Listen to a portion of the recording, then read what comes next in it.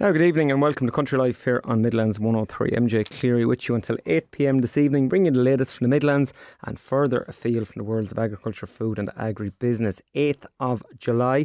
Thank you all for joining me on what is a hot summer's evening. Hopefully you are somewhere nice and cool, or indeed an air-conditioned tractor if you're listening to this show and doing a little bit of work for the next hour. This evening, in a moment, Dennis Drennan from the ICMSA joins me to chat about CAP negotiations. Now, could it be possible that there is a new scheme that would subsidise holiday cover for farmers? Wouldn't that be great? Dennis will have more on that in just a moment. Also, Teagasc have announced the findings of their income survey for 2025. That's something we cover every year. Good news across all sectors. Trevor Donlan will delve into these figures a little bit later during the hour. Mullingar Show takes place this weekend. Paddy Donnelly from the show will have a word on that towards the end of the hour. And speaking of shows, Tullamore is just around the corner. They launched their Farm Safety Live demo last week. Jim Dockery will join us to chat on that, and Brian Rohan will chat to us about Embrace Farm being their official charity partner this year. Also, Offaly IFA have a meeting on Monday next. It's in the Faithful Fields in Kilcormac to mark the International Year of Women Farmers. Joe Daly from Offaly IFA will chat on that also. Now, pop me a text 083 30 10 103 with any of your views or comments over the hour. As I said at the outset, Dennis Drennan joins me. Dennis, many thanks for taking my call this evening. Good evening, MJ. How are things up your way? We are good, Dennis, and look, we're getting the good weather in more than the whole country now at the moment. We're going to talk about CAP in a moment, but first I suppose, look, that weather, yourself as a dairy farmer and dairy farmers listening, and indeed all farmers listening, maybe just a little word on the heat first. Yeah, well, look, it's putting pressure on every water system in the country, so it is, I suppose, look, it's essential that everybody keeps an eye on, make sure all animals have water. It's essential at this time of the year, but it's going to start causing the problem very quickly down in my part of the world, in Kilkenny anyway, because everywhere is starting to burn up, and any grass that is there is starting to disappear, and with no end in sight to this good weather, it's great for people who want to sit out and enjoy it, but if you're trying to grow grass, it's going to become problematic down my way anyway. Yeah, I remember speaking to you last year, Dennis, and I was actually speaking to a farmer in Laois on, I think it was Monday, and we're talking about growing conditions and how things change so quickly. And it was yourself I was speaking to last year, and I mentioned something nonchalantly about the good growing conditions, and you said quite quickly to me, hold on for a second, it's not like that everywhere. It's amazing how quick it does change. A few miles really, and it can have a totally different effect. Absolutely. If you look, the country is nearly split in half at the moment. The western half of the country is only really drying out, and we're starting to burn. And with us at the moment, even the sides of the roads are starting to go brown. So it's a funny little country. As one of our own lads always say, we should put a spinning wheel somewhere around that lawn and spin it around every fortnight and keep everybody happy. Keep everyone happy. We're talking about the CAP negotiations and what may occur from them, and we'll have a chat about farmers and part-time farmers and full-time farmers in a moment. But first, it was a story yesterday's Farming Indo, and the headline was "New Scheme Could Subsidise Holiday Cover for Farmers," and you're mentioned in the article, Dennis, so a word on this please. Yeah, sure. Look, it's one of the challenges that's facing farming, the whole farming sector. We have to be, I suppose, the number of young farmers and the number of farmers in general, the age profile is going in the wrong direction. The number of them is going in the wrong direction. It's a problem all across Europe. We're members of the European Milk Board. I sit on the board of the European Milk Board, and it's a massive problem in every European country. The European Milk Board is an umbrella organisation of farming organisations or farmer representative bodies, dairy farmer representative bodies, and it's a problem all across Europe. And sure, if we look in Ireland here, we're looking at the average age of a farmer now with 59.4. We're looking at less than 5% of farmers under 40. And over 40% of farmers beyond retirement age. So it's a bit of a huge challenge to the sector. And I suppose, look, from talking to young farmers in our own farming forum, it's the income volatility, the lack of income in a lot of cases, and the volatility of it in other sectors, or the both are probably together. And then there's also the working conditions and the terms and conditions of being a farmer incomparable to other sectors. And look, we're probably looking in the sense that it's a huge success story for the country, that there is such options there for young people, but it's very hard to compete with the terms and conditions that are provided by pharma or tech or banking or finance or whatever. So we're in a bit of a struggle to get the young people to enter the sector. Yeah, how would you see this working then, Dennis, if it was to come to fruition, this scheme subsidising holiday cover? What way would it work in reality, I wonder? Well, I think a starting point would be, I suppose, like, I don't know about holiday cover or getting a subsidy to go on your holidays or whatever, but I think if we could do something in conjunction with the farm relief services that are, based in every county in the country, and if we could have a scenario that if somebody is sick or unfortunately has an accident or there's a bereavement in the family or whatever, that we would have some sort of system that would be highly trained operatives, almost on a panel there ready to go, because, getting somebody to cover for holidays, at least it's a planned event. You know what's going to happen. You might have your holidays booked 2 or 3 months in advance or whatever, so you have some hope of organising some cover. But if I wake up sick tomorrow morning, like, who's going to milk my cows? And there's not a huge panel of people out there who have the skills to come into modern parlours and work with all the electronics and automation that's there. So I think if we could get a case that if somebody's unfortunate enough to have an accident or has a bereavement in the family or is sick or whatever, if we could get cover for that, it'd be a very good starting point, like that you're not stuck to the farm even when you're sick or injured. So that's the starting point. And obviously, look, we need to be able to provide comparable terms and conditions to other sectors if we're going to attract young people into the sector. So look, this is a starting point. I'm not sure the exact details of it yet. I presume there'll be consultation on this, but certainly we'd like to see that there will be maybe a panel in every county of highly trained operatives that could take over in the unfortunate event that you're sick or have an accident or have a bereavement or whatever, that you're not putting yourself under serious pressure when you shouldn't be.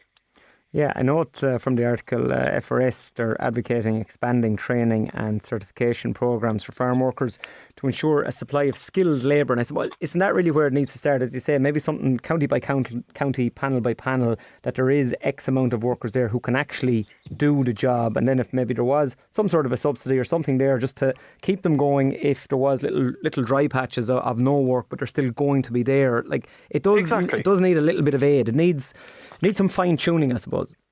Well, the people that are on that panel that are going to milk for me tomorrow morning if I'm sick need to be sure of an income 52 weeks of the year, because they all have mortgages and loans and kids in college and all those things. So we really need to have a scenario that, a lot of farms are not able to afford full-time labour, but they do need certain cover in those eventualities. So if you could get some sort of a panel in place that are guaranteed a wage every week and that they're available then if somebody has an unfortunate episode on their farm or in their household.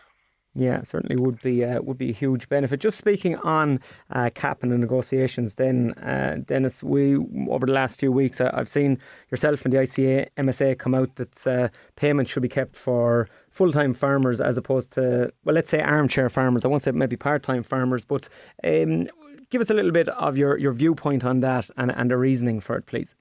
Well, I suppose we've no issue with part-time farmers or whether they're part-time or full-time, but certainly, like, if you look at where the CAP negotiations are at the moment, there's a 22% cut in the budget. There's a call in some quarters for 10% for young trained farmers, and it's hard to disagree with that. We need to get young people to enter the sector, and then there'll be a 3% cut for the National Reserve.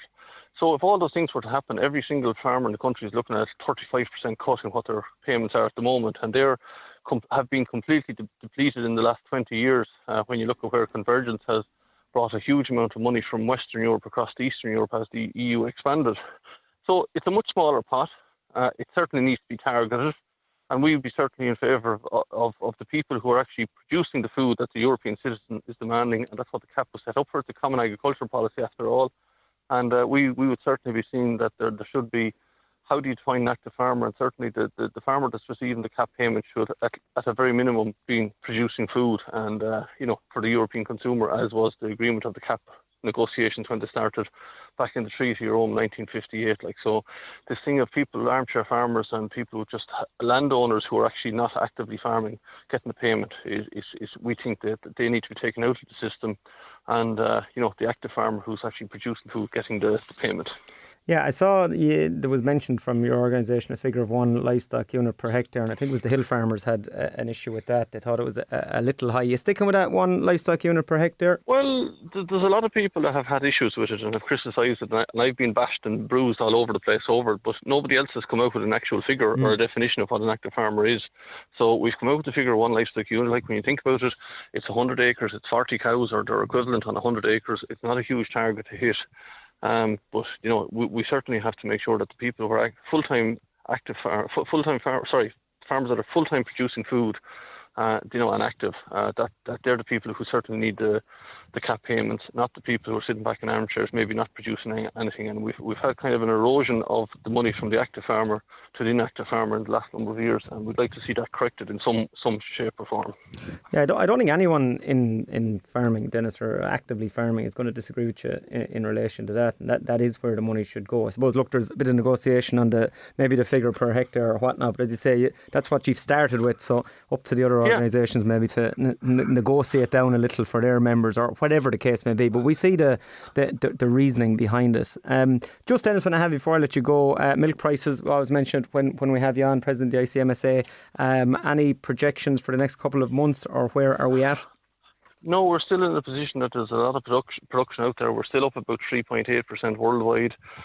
Is starting to slow down a bit. There's a bit of a slowdown happening, certainly in the UK, are probably level, if not below last year. France have come back a good bit in the last month or two.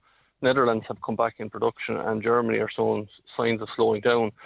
But I can't see any big rise in milk prices in the near future anyway. But long term, it's looking like there will be a slowdown in production worldwide in the second half of this year. So hopefully that'll be a good omen for next year. But it's probably too late. Like, an awful lot of our milk has gone in for this year. So it's the main flush and the main peak has gone in at this point in time, and it's not going to happen in the near future. But long term, I suppose it's looking that bit better anyway. Very good. Dennis, many thanks for joining me this evening on the programme, and we will talk to you again here on Country Life. Thanks a million. Thanks for having me on.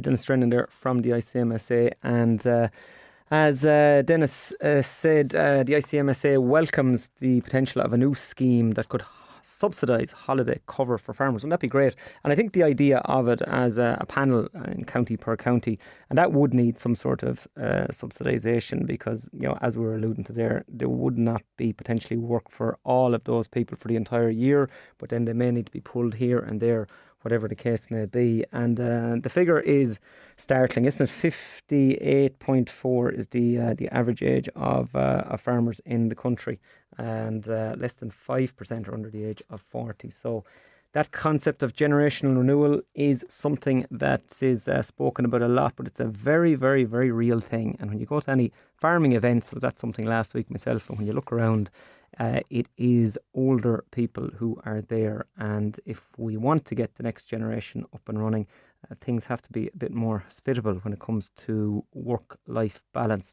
Now, coming up after the break, we're going to speak to Jim Dockery from Tullamore Show. He's in charge of the safety demo, which will be taking place there in a few weeks' time, and also Brian Rohan from Embrace Farm, the charity partner of the Livestock Village in Tullamore Show. So we'll have a word on that in just a moment. Stay tuned. Country Life on Midlands 183. With W.R. Shaw, family owned and serving the Midlands since 1982, we're Ireland's largest independent agri-dealer, specialising in New Holland tractors and parts. With over 40 years' experience, we provide top quality sales, service and support. Visit W.R. Shaw in Tullamore and Carlow, or online at wrshaw.ie. And you're very welcome back to Country Life here in Midlands 103. Now, Tullamore Show is just around the corner, about a month's time, and they will have their Farm Safety Live demo, as they do each year. Jim Dockery is the man behind it. We're going to speak to Brian Rohan in a moment as well in relation to it, but we're going to start with Jim. Jim, many thanks for taking my call this evening. Thank you, MJ. Farm Safety Live, Jim launched it a couple of weeks back. It's the annual event at Tullamore Show. We are used to it, but that doesn't mean that we should just walk by it and pretend it's not occurring, because it's something we need to be extremely cognizant of. Yeah, that's true. And I suppose that when you look at shows, there's 130 odd shows around the country, and if you look at how many of them actually do a live demonstration on farm safety, there's not too many. There's one or two. So I suppose it's great to have the opportunity at Tullamore Show to demonstrate farm safety. And it's a joint venture between the Tullamore Show, the Health and Safety Authority, FBD and FRS. So I think it's really powerful, and it has been very powerful over the years. I think the important thing as well, Jim, at this is, look, the adult farmers who are there may have seen demonstrations and may have seen some of them before, but especially for the youngsters, and Tullamore Show is something that the younger generation see lots and lots of children of all ages at it, but extremely important for parents to bring children to the Farm Safety Live, just to show them, and it may seep in just that little bit more when they see something physical in front of them. Yeah, I think that's really powerful, particularly with the likes of the PTO shaft demonstration where we used to have the straw mannequin, and I think this is our 11th year doing that type of demonstration now in Tullamore. I suppose young people remember something practical, whereas if you give them a leaflet, it's not going to sink in. And indeed, anybody of any age, but particularly the young people, and they'll remember. I often meet people around the country and they know me from you were doing demonstrations, and and you wouldn't have a clue who they were, but yet that they'd remember the event or they remember the activity. So I think it's very powerful to have a demonstration, something that's practical and that people can relate to. And I think that's very powerful because young people are on phones now and they're able to see that. And if there's a short clip on Facebook or YouTube or something like that, they'll play that over and over again. And if you give the right safety message, suppose MJ, it'll stick with them then, and hopefully it'll carry through then when they're actually driving tractors themselves and when they're out driving. Yeah, absolutely. The Farm Safety Live then at the show, does it run for the day? Have you different events at different times? What are the mechanics of it? Yeah, I suppose we're changing maybe slightly this year. We're moving across the trackway. It's not moving too far, but oftentimes you're caught for space and you're trying to come up with new ideas as well without getting rid of the health and safety authority will look at the high risk sector. So we have to kind of keep them in mind. What are the things that are killing people? And it's the tractors, machinery, livestock is number 3, and then working at heights and chainsaws and different other ones. So you cannot do everything, but we try to limit it to maybe 3 or 4 or 5.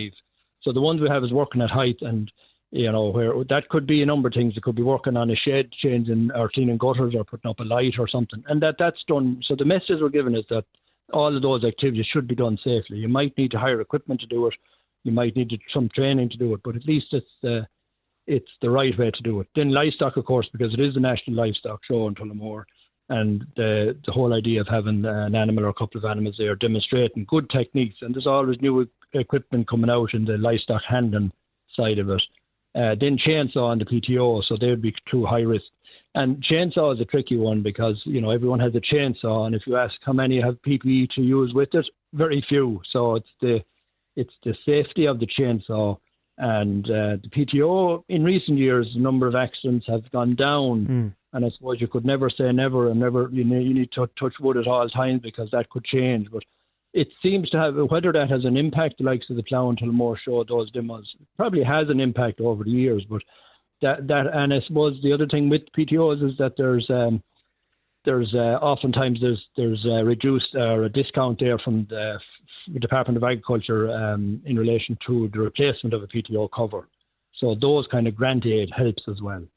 Yeah, absolutely. Jim, I'm going to get you just stay on the line for a moment, and I'm going to move across to Brian Rohan from County Laois Embrace Farm. Brian, many thanks for taking my call this evening. Thank you, MJ. Brian, Embrace Farm is the charity partner of the Farm Safety Live this year, Tullamore Show. A little bit just about that, please. Yeah, look, we're very grateful to Tullamore Show and Jim and the FRS, FPD and Health and Safety for allowing us in there as charity partner. We have often spoken with you before. We just had our annual remembrance service there 2 weeks ago for all farmers that have been fatally injured or died suddenly on the farms of Ireland, including the ones that survived as well.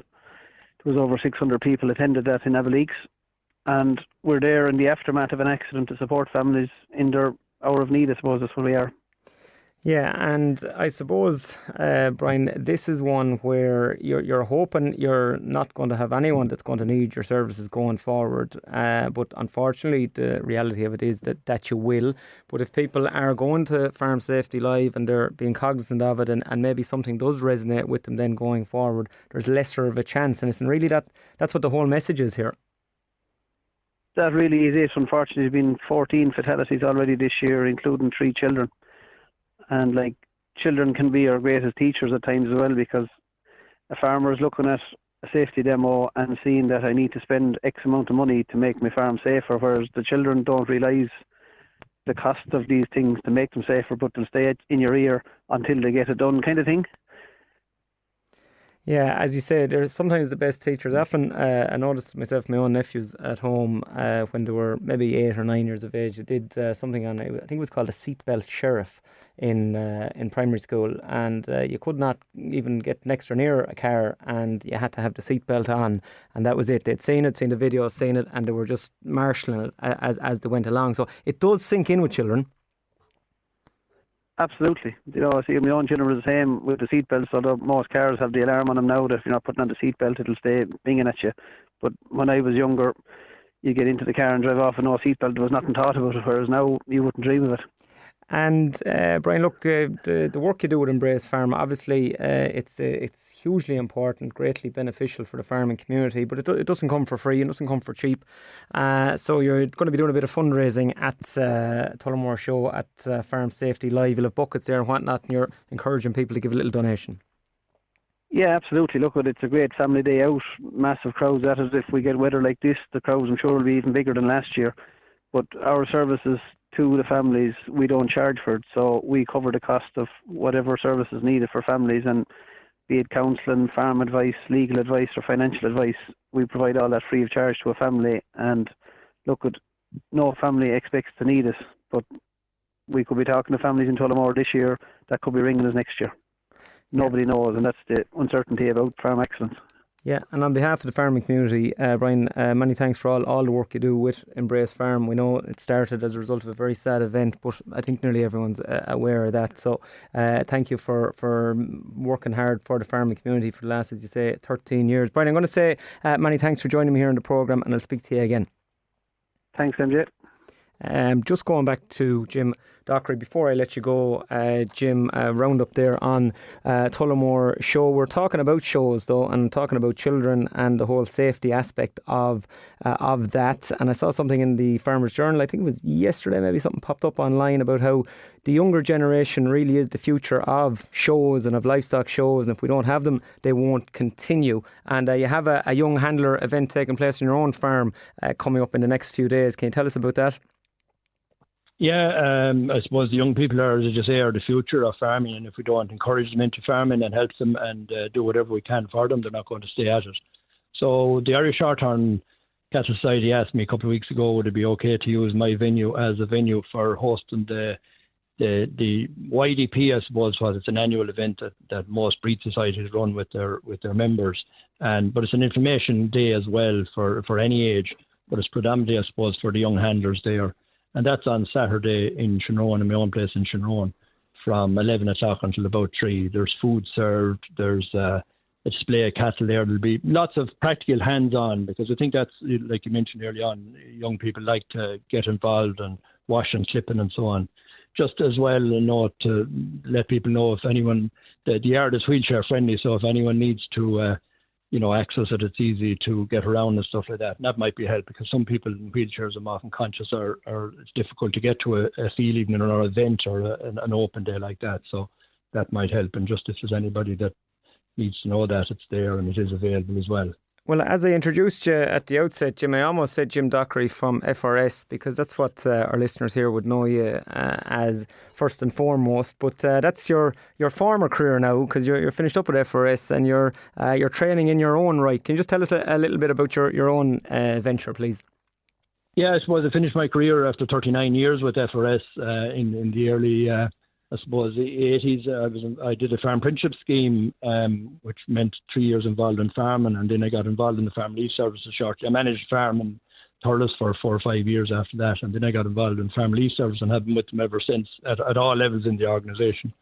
So in the last I got funding last year from the Department of Agriculture, and I trade now under Tower Livestock and Safety Services. And I'm based here at home in Shinrone, but I travel the country, I suppose, from I always have done, even through my former career with FRS.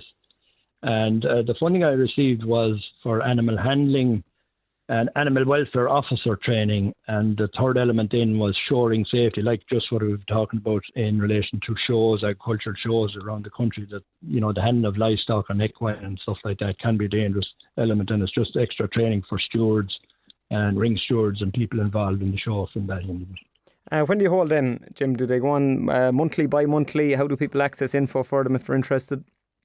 My plan is to run them every. What I did last year, and I'll run some similar this year. Possibly every Monday night from about 3 o'clock or 6 o'clock until 9, about 3 hours in duration, and we'll break halfway for a cup of tea. So the format normally is that we would do a practical. So people will arrive. A small group of 10 people will arrive at the farm, and in so far as I can, I'll do some at home, but I will travel around the country because you can't expect somebody to travel each end of the country. So we will set up strategic farms and locations around the country as well.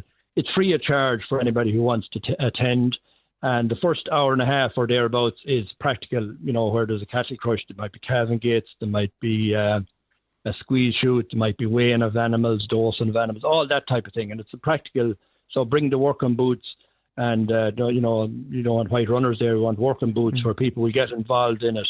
And, I often hand the phone to people, and as we're weighing the animals, they can record on herd watch or something like that as well. So there are activities that goes on the farm on a daily basis. So mostly evenings, sometimes we'll run on Saturdays, and they'll be starting the next week or two, MJ. So if people keep an eye out on Tower Livestock Facebook page, they'll be able to get the exact dates as when they start. Very good, Jim. Well, thanks a million for the rundown there on Tullamore Show, and indeed the courses you're running yourself, and we will speak to you again on the programme. I'm going to say many thanks to Jim Dockery there and to Brian Rohan from Embrace Farm Safety Live, taking place at Tullamore Show in a few weeks' time. Now, coming up after the break, income. How did you get on in 2025 financially? Well, Trevor Donnellan from Teagasc is the man to speak to on this. He has all the figures, and the news is across the board we did the best we've done in a number of years, especially in beef farming. No surprise there, 2025. Also, Joe Daly, Offaly IFA chair, is going to have a word on an event taking place next Monday night on in the Faithful Field, celebrating women in agriculture. Stay tuned. Country Life on Midlands 183. Brought to you by W.R. Shaw, where New Holland isn't just a brand, it's our passion. For over 40 years, we've been Ireland's trusted name for New Holland tractors, parts and farm machinery. Whether you need new, used or ex-hire tractors, we've got you covered. wrshaw.ie. And you're very welcome back to Country Life here on Midlands 103. So we're starting off with income, and the income survey for 2025 announced on Monday. Trevor Donnellan from Teagasc is going to have the details from me now. Trevor, many thanks for taking my call this evening. Delighted to be with you, MJ. It's a quick year, Trevor, this time last year since I was speaking to you, and goes around very quickly. But this is something I always enjoy on the programme, covering it, because you go into such great detail in relation to income. And I suppose the headline of this is Teagasc confirms further growth in farm incomes across all systems in 2025. So it's a good news story. Yeah, I mean, I've been on this show a good few times now, MJ, and usually I might have some bits of good news, but I'm also likely to have bad news in terms of how sectors performed. But 2025 really was a very unusual year. I can't remember a year, I have to say myself, where everything seemed to be moving in the right direction, and in some cases incomes, improved dramatically on what was achieved in 2024. Yeah, let's start with dairy farming. And dairy farm incomes increased by 41% in 2025 to a whopping average of €153,300. Great year, 2025, Trevor. Yeah, I mean, you've had quite a few things, I suppose, working out on the dairy side in 2025. You had quite favourable weather conditions, really, for grass growth. It was a very good year, really, for grass growth. Milk production was up for the first time in a couple of years. And even though the milk price fell hard towards year end, the milk price for the year as a whole in 2025 was still up as well. So when you took all those factors into consideration, we had a very good year for milk price overall in 2025, and that was the main driver of that big increase in income that we saw for dairy farms. And the cost side not really changing a whole lot. So, pretty much a high milk price story really, and a little bit extra milk delivering a very good income finish for the dairy farms. Yeah, we thought 2022 was going to be the unicorn year of milk production, but 2025 was hot on its heels. Figures in front of me here. 157,591 average income in 2022, and as we said, 2025 just over 153,000. So neck and neck, really. Trevor, if you had said to a dairy farmer it's at the back end of 2022 that you were going to see another year like this in the not too distant future, like they they may not have believed you, but I'm sure they're very happy it occurred. Yeah, and I suppose one thing that's worth mentioning as well, MJ, in respect to that figure for 2025 is what dairy farmers benefited from as well was the high calf and cull cow value. So that actually contributed an extra, we reckon, 27,000, an extra 27,000 in income in 2025. So it was very unusual in that regard, you know. So it was extraordinary, really, and a lot more in the end than what we had estimated towards the end of last year, probably 10,000-15,000 extra than what we thought, you know. Then if we look down at cattle rearing, which takes into account suckler beef production, and it's normally the story in the suckler beef production that the social welfare payment for the year would be stronger than the suckler farmers' income for the year, but not the case in 2025. Best year ever, I'm presuming, Trevor, 2025 for suckler farmers. Yeah, I don't think we can ever remember a year like it. And again, you know, it's a story of high output prices. Costs were relatively stable. Costs are at a high level, of course, but they were relatively stable last year. So this big uptick in young cattle prices is entirely the explanation, really, for this dramatic increase in cattle rearing income. You know, we were talking on this show just a couple of years ago about income levels of €7,000 or €8,000 on average in cattle rearing, and 24,000 is a big improvement on that. So an extra €10,000 in 2025, even compared to the 2024 figure.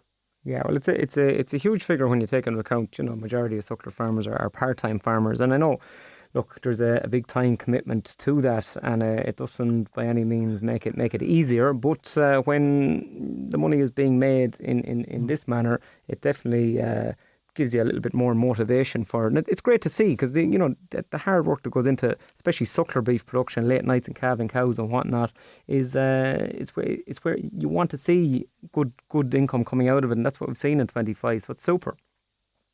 Yeah, I mean, you know, you were talking earlier there about generational renewal and how we get people interested in agriculture, and certainly better income figures like this would be one of the ways in which we could encourage people to younger people to get involved in the sector. Yeah, cattle finishing up 81% from 2024 to average income of almost €33,000, which again extremely strong. I'm just going to shoot down because we'll run out of time. I'm going to shoot across to sheep and tillage. We're going to look at sheep now, and sheep, I suppose, is the story that it just didn't have an increase, but not in anywhere near the same strength as the other sectors. No, but I mean, I guess the important thing to mention there is that sheep had a very sharp increase in its income in 2024. So you know, they kind of got that lift, we'll say, a year ahead of the two cattle systems. So you had a slight improvement in incomes in 2025, but again, like with the two cattle systems, if you told sheep farmers a few years ago that they'd have an average income tipping towards €30,000 in 2025, they'd have probably found that hard to believe. Again, very, very strong numbers in relation to sheep. And as you said, just the figures in front of me here, 23 to 24 jumped from just shy of €13,000 up to 27.5. And then you had that increase from 24 to 25. So on the whole, from 24 on, strong results in the sheep sector. If we move across to tillage, and this is one sometimes that I do have to scratch my head a little bit on this, Trevor, because I know tillage farmers around the country will be maybe screaming at the radio now when they hear that tillage income has increased by 33% from 24 to 25, and it's a big number. The 25 average income of a tillage farmer is just under €55,000. Yet, tillage farming has not been going well the last couple of years. No, and I guess it's important to emphasise here as well, MJ, that our definition of a tillage farm will very often include a farm that has a secondary enterprise in cattle production, and they would obviously have benefited from that side of it as well. But on the tillage side, I mean, the cost situation, as I said, stayed fairly stable, at an elevated level like it did for the other sectors. And even though prices were down at harvest in 25, yields were much improved, and that's what's contributing to the storyline there. We're talking about a 33% increase in income in terms of our broad definition of tillage farmers. And if we go down to a narrower definition where we're looking at people doing tillage who don't really have a dry stock enterprise on the side, let's say, even those farms, we reckon incomes were up around 20%. So, in spite of the negative price situation, the favourable production conditions last year gave us quite good yields, and that is one of the main parts behind that story.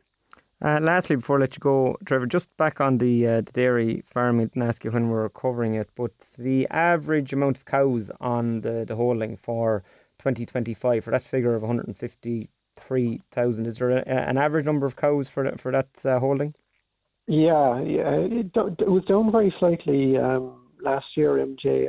So around 97 cows would be your national average, and you'd have slightly bigger herds typically in Leinster, kind of maybe more towards 120, and smaller herds than in the northwest and in the south. They're around the national average. But 97 cows or thereabouts would be your average herd size at the moment. And just the other question, so listeners are clear, these figures then, do they include your basic payment figure? They do, yeah. So you're, looking across the board there, across the various systems. Just as an example, that dairy farm income includes about 24,000 in support payments of various forms. So yeah, the figures are inclusive of the CAP supports. Yeah, no, it's just important to document that. Thank you very much, Trevor. As always, really, really, really good research there, and great to see a figure of all the different sectors. Great to have some good news as well, and no doubt we will speak to you. I'm not going to say a year's time, it's a long way off. I might speak to you in between on something, Trevor, so many thanks for joining us this evening. Okay, thank you. Trevor Donnan there from Teagasc. Now, I'm going to go really quickly. Joe Daly from Offaly IFA joins me just to have a word on an event taking place next Monday evening. Joe, tell us what's on offer. Hello, MJ. Yes, we're going to the Faithful Fields on Monday evening, the 13th of July at 8 p.m. And I suppose we generally have our county executives once a month, but in the summertime we've gone the last couple of years to the Farmers Journal farm in Muckla. And this year we decided we'd try to do something different, and we're going to the Faithful Fields, and it is International Year of the Woman Farmer, and we want to celebrate that in the Faithful Fields on Monday night. We have speakers, we have Alice Doyle, we have Teresa Roach. Alice Doyle is our Deputy President, Teresa Roach is our IFA Farm Family Committee member who does a lot of work on a lot of things like the fair deal, etc. Things on the side or on the fringes of farming.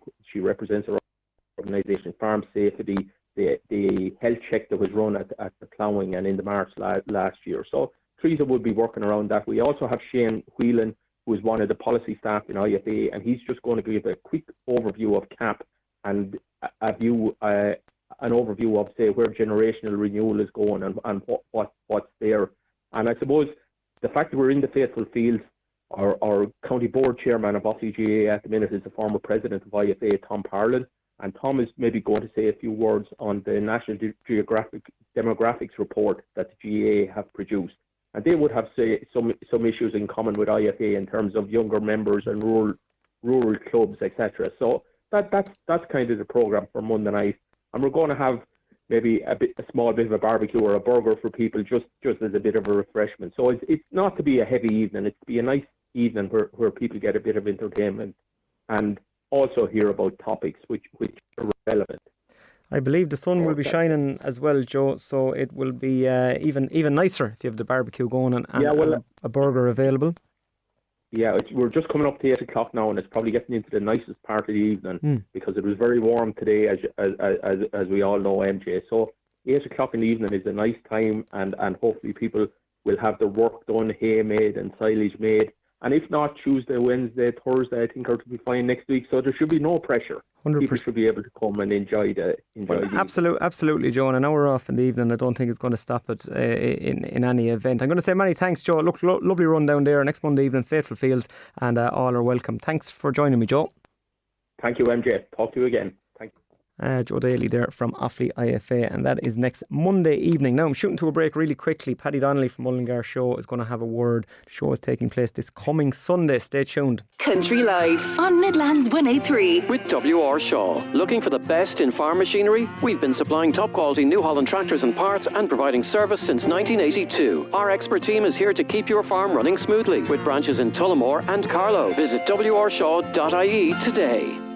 And you're very welcome back to Country Life here in Midlands 103. Now, the last part of this evening's programme, and the Mullingar Show takes place this coming weekend. Paddy Donnelly is joining me now from the showgrounds, perhaps. Paddy, out working, getting things ready? We're out here in the showgrounds, bask in the sun, and lovely setting here. Well, for once, Paddy, not only with yourself, but when we publicised the shows over the course of the summer, we're saying, well, will the weather hold up? I don't think there's going to be any problem this coming weekend. No, I don't think so. Weather-wise, anyway, sunshine anyway. And you have plenty. A momentous year this year, Paddy. You're on the go, 195 years altogether, Mullingar Show, but 50 years in the showgrounds this year, which is something special. It is indeed, because we got the chance. We lost our grounds on the racecourse there in 1975, and in 1976 we had nowhere to go, and Land Commission was after taking over an estate here. So we got the chance of holding our show here. The Land Commission offered us part of the grounds here to run our show. And following on from that, at the end of 1976, a number of business people in town and politicians approached the Land Commission with the result of we buying it in 1977. Yeah. So we got a chance of purchasing and we took it. You've gone from strength to strength. Isn't it great to see, Paddy, in the last number of years, especially since maybe COVID, number of years back, the resurgence of popularity in the shows all over the country? They have gone from strength to strength in the last few years. Well, they have, and of course, a couple of things you'll have to be thankful for that is the sponsorship, because without sponsorship, no show will get to run. And then the attendance, people come, and then the other thing is you have footfall. So people in business in town that come out for a day, where would they get the same number of people in town that the same footfall? They wouldn't have the same footfall as to have on a show right throughout the country or that, you know. So it helps those, and so it works both ways, you know. And you're calling all people in not only the Westmeath area, but indeed the surrounding areas to attend on Sunday. Paddy, no doubt there is lots of events and lots to see for everybody, families included. Yes, we have a huge array of events on from the cattle and the sheep. A big number of sheep entered and a big number of cattle entered. And then on the entertainment, we have Jerry Guthrick there playing from 3 to 5. We have Mullingar Town Band. And we have Niall Moore then starting around 12 o'clock. So as well as that, we'd have one of the marquees. We have quite a lot in a cookery demonstration. And also we have a local entrepreneur on home brewing of beer and cider and wine. And that's only just a beekeeping. That's only to name a few. And Multifarnham have a cookery school there in the marquee as well. That's only to name a few of the things that's taking place in that in that marquee. And then we have all the country produce and garden produce or that. As well as that, we have the entertainment for the kids, bumping cars and you name it. And then a couple of years ago, we created a kiddies corner, and that was for kids up to four-year-old, where the parents can go in with them and they have all array of toys and different things like that. You know, when people go to shows there in the last couple of years, they're pushing a pram or something like that, and the kids get bored after half an hour. So, Mommy, we want to go home. We have nothing. So we created this kiddie, and it just has evolved huge in the last couple of years. Yeah. So we created that, and we have that on us going from strength to strength. Something for everybody. Paddy, I'm just out of time, so I'm going to say thanks for joining me this evening, and we wish you all the best on Sunday. 50 years in the ground, 195 years. Here's for another 195, Paddy. Many thanks. Thanks, MJ, and again, thanks to all our sponsors. Thanks. Bye-bye. Paddy Donnelly there, Piero of Mullingar Show, taking place this coming Sunday. And as I said, weather is not going to be a problem. Weather's looking like it's going to stay the same for about the next week or so at the moment. So Mullingar Show is going to have a great day this coming Sunday. That is it for this evening's programme. I would like to thank everybody who joined me here over the course of the hour. We started off with Dennis Drennan from the ICMSA, moved on then Jim Dockery and Brian Rohan were speaking to us about farm safety at Tullamore Show with Trevor Donlan there from Chagas with the good news on the incomes from 2025. Don't think it's going to be the same news for 2026, but then again, look, we have to take a few years together and average them out is the advice when it comes to farm incomes. Joe Daly, Offaly IFA have their event taking place this coming Monday evening in the Faithful Fields, and there we have Paddy Donnelly from Mullingar Show taking place this coming Sunday. I will be repeated on Sunday morning at 7 a.m. through to 8 a.m. as always, and you can get us wherever you get your podcast. Now, I always say type in MJ space Clery, C-L-E-R-Y, but maybe pop in Country Life along with it, because I was searching with a listener this week and it didn't come up in order when we put in MJ Clery. So Country Life alongside it, and that should show you the most recent shows backwards. We will be back with you next Wednesday evening as always, and we will speak to you then. So good evening.